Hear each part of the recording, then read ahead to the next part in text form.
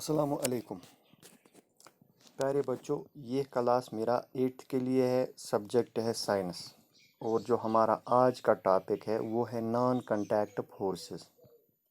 प्यारे बच्चों, जैसा कि आप जानते हैं, इससे पहले कल के लेसन में हमने पढ़ा था कांटेक्ट फोर्सेस, यानी जब दो बॉडीज़ कांटेक्ट में हों और उनके बीच जो फोर्स एग्जिस्ट होता है उस फोर्स को हम कांटेक्ट फोर्स कहते हैं, जिसमें हमने पढ़ा था मस्कुलर फोर्स और फ्रिक्शन। ये जो दोनों फोर्स है ये कांटेक्ट फोर्सेस है। आज का हमारा टॉपिक है नॉन कांटेक्ट फोर्सेस। तो नॉन कांटेक्ट फोर्सेस फिर वो फोर्स होगा जो उन वो फोर्स जो जब दो बॉडीज कांटेक्ट में नहीं होंगे, तब भी जब उनके बीच कोई फोर्स एग्जिस्ट होता है तो उस फोर्स को हम कहते हैं नॉन कांटेक्ट फोर्सेस। तो इसमें सबसे पहले हम मैग्नेटिक फोर्स के बारे में पढ़ेंगे। मैग्नेटिक फोर्स क्या होता है? Does the magnet on the rollers begin to move when the other magnet is brought to near it? क्या ये जो मैग्नेट है, अगर कहीं पे रोलर पे मैग्नेट को हम घुमाते होंगे, तो अगर हम उस वक़्त कोई और मैग्नेट वहाँ पे उसके नज़दीक लाएंगे, तो क्या वो मैग्नेट जो पहले से चलते थे क्या वो अब भी चलेंगे या नहीं? Does it always move in the direction of the approaching magnet? क्या वो हमेशा उसी मैग्नेट की डायरेक्शन में चलेंगे? What do these observation suggest? इनसे हमें क्या पता चलता है? Does it mean that some force must be acting between the two magnets? क्या इसका ये मतलब है कि इन मैग्नेट्स के बीच कोई फोर्स ज़रूर है? You have learned in class 7th, आपने 7th में पढ़ा है that like poles of two magnets repel each other and unlike poles attract each other। यानी ये जो मैग्नेट होता है इसके दो पोल्स होते हैं, दो एंडस होते हैं, एक होता है साउथ पोल और एक होता है नॉर्थ पोल। तो हमने 7th क्लास में ही पढ़ा है कि ये जो लाइक यानी सेम पोल्स जो होते हैं वो रिपेल करते हैं, वो एक दूसरे से दूर भागते हैं। लेकिन ये जो अनलाइक पोल्स होते हैं, डिफरेंट पोल्स होते हैं, वो एक दूसरे को अट्रैक्ट करेंगे।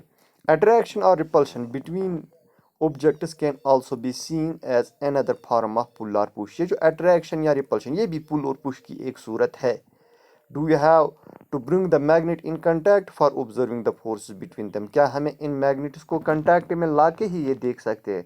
A magnet can exert a force on another magnet without being in contact with it। लेकिन हमने देखा कि मैग्नेट दूसरे मैग्नेट पे फोर्स लगाता है, चाहे वो फोर्स रिपल्शन का हो या अट्रैक्शन का हो, जब ये एक दूसरे से दूर भी होते हैं।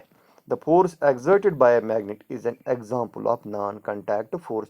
तो ये एग्जाम्पल जो यहाँ पे दी हुई है, इन मैग्नेट्स के बीच जो फोर्स एग्जिस्ट होता है उसी को हम नॉन कांटेक्ट फोर्स कहते हैं। Similarly the force exerted by a magnet on a piece of iron is also a non contact force. जब हम एक कील लेते हैं और उस कील को मैग्नेट के नज़दीक लाते हैं तो वहाँ पे भी एक फोर्स डेवलप होता है। तो उस फोर्स वो भी एक एग्जांपल है इसी कांटेक्ट फोर्स की। इसी तरह से हमारा यहाँ पे दूसरा जो नॉन कांटेक्ट फोर्स है वो है इलेक्ट्रोस्टैटिक फोर्स।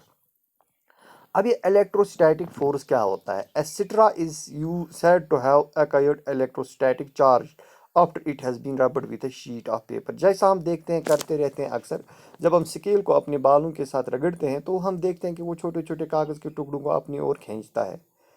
तो ये भी एग्जाम्पल है एक चार्जड बॉडी की। The force is exerted by a charged body on another charged और uncharged body is known as electrostatic force.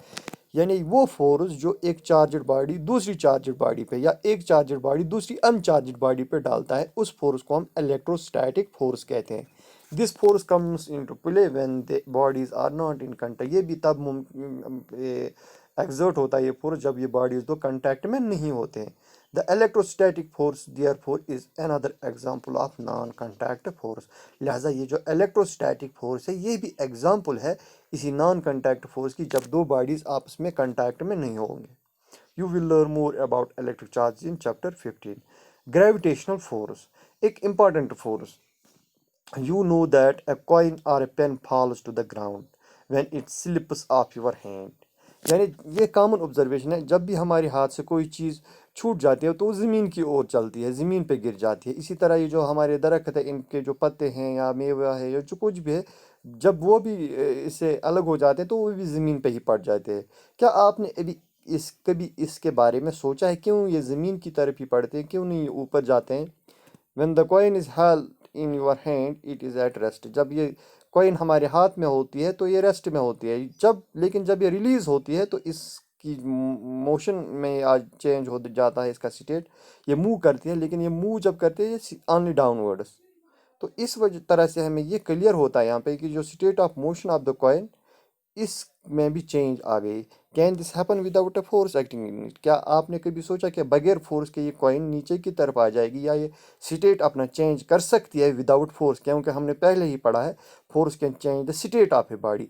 अगर फोर्स इस पर अप्लाई नहीं होगा तो क्या ये बॉडी अपने स्टेट यानी रेस्ट को चेंज कर सकती है मोशन में? Which is this force? अब ये फोर्स कौन सा है? Objects or things fall towards the earth because it pulls them. कोई भी चीज़ जो ज़मीन की तरफ गिर जाती है, इसको ज़मीन अपनी ओर खींचते हैं, इसी वजह से ज़मीन पे पड़ती है।